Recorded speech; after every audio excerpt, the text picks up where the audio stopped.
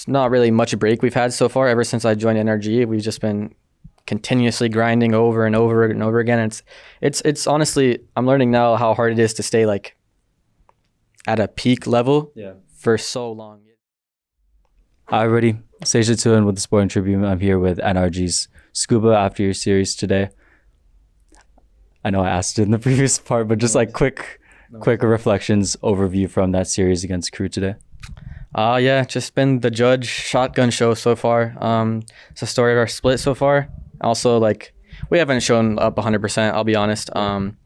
We have been low energy. Like, first day, there were so many tech issues that we had to like fight through. It was honestly really annoying. So, I mean, like, Riot usually does a great job, but that day, like, was an anomaly for them, I guess you could say. All our stuff was like just wrong, and it just threw us off really hard because we're just a very, I said in the last interview, but we have a lot of structure, a lot of protocols, and like we have a lot of discipline in like our pre-match routines. And when that gets thrown off, it throws us off a lot. Was there ever a moment, I guess, with this team where that you had to adapt outside of that structure that you really like? And then if so, how did you bounce back from that to prepare? Because I know Malcolm likes changing up the compositions the day before or saying, hey, Gio, you're going to be on jet. Yeah. I mean, it's not that we don't adapt. Obviously we do, but it's just we have a lot of things set. So when things go wrong, there's a default to what we go to. You know what I mean? But as far as like struggling to adapt personally, I think the double duelist, like Neon plus whatever, Phoenix, Waylay, whatever you want to call it, it's been really hard to adjust to just as an individual player, because the balance between like disrespecting what they're doing and getting ahead of it and playing safer and like respecting like the laws of the game pretty much. That's been a hard thing for me so far. Yeah. Well, I also want to just ask you this period after Santiago, because it's been very busy for you ever since coming into the league officially. Yeah, you're right. Yeah. Well, I mean, first off, like I always ask you this, man, but like it has that changed? Is it all still surreal even during this period of time? Yeah, I mean, I can't lie, it's super enjoyable. I love like being able to do what I do. Like it's a super big blessing, and like even when we're losing, even though like I really hate losing like more than anything, so it sucks obviously, but you gotta just look at it like the big picture. Like this year we've already had a good start, third place at Santiago. New meta comes in and we're 0-2, which is, you know, it's sometimes it's gonna happen, right? Look at G2, look at our team, like maybe struggling to figure out like how to adapt this new meta with the Neon and Judge. Like I said earlier, it like completely changes the laws of the game. And for like these top teams, like playing it's like everyone, you know, realistically how they like to play. But with this new meta, it's just a lot more crazy and they're so chaotic that it's been hard to adapt.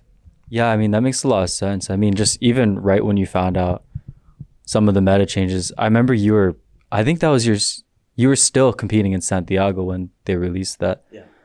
What was this like 2-week period for you even before your media day duties start? Because I feel like that's when your season kind of starts really.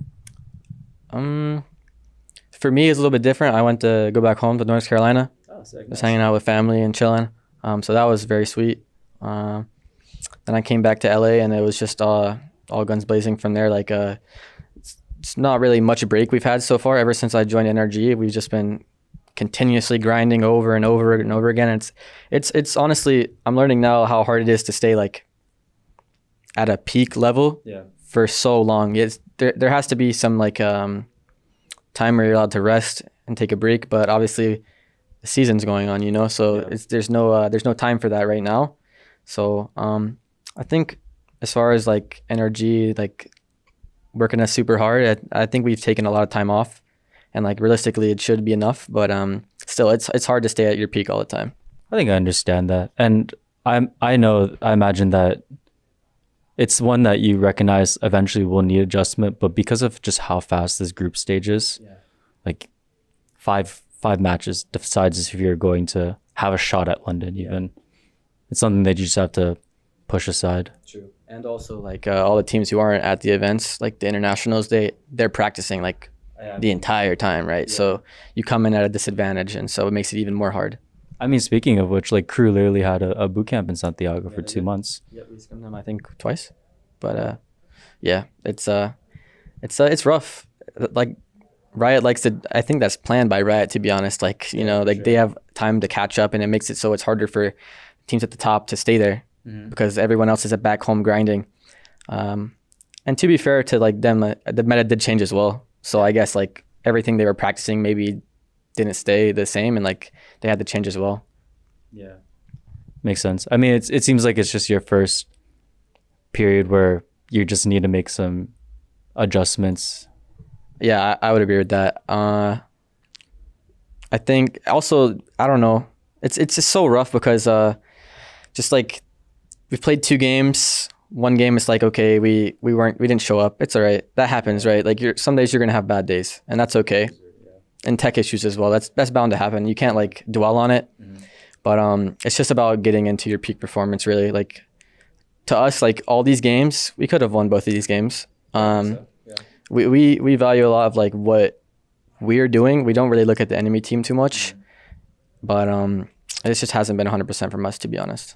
Makes sense. I mean, I see it too. Even though there's like series where it's just 2-0, in those games, if you actually just watch them, it's usually just like one or just some like minute plays that I think could seem like you guys can bounce back from. 100%. I completely agree. It's been a lot of like game-defying moments in the 2 games we've played. Like the way it's come across, honestly. Yeah, like today, the eco round 4v2, they won that round, and it completely like changed the momentum of the entire game. Yeah.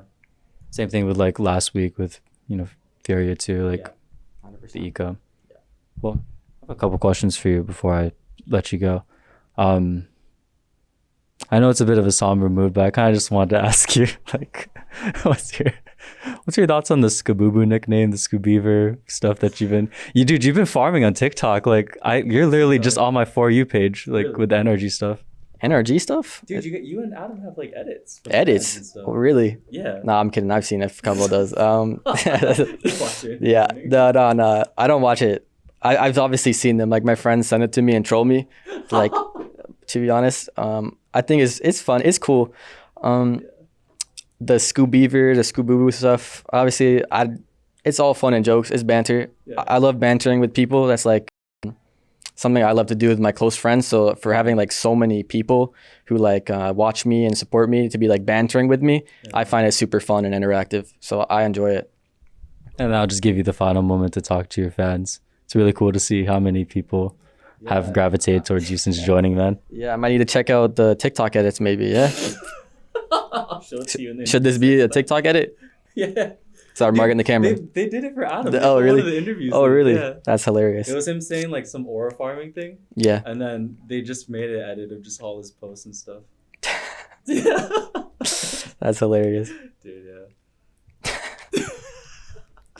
That's insane. Yeah. I'll send you off, man. Thanks for appreciate it. No worries. Peace.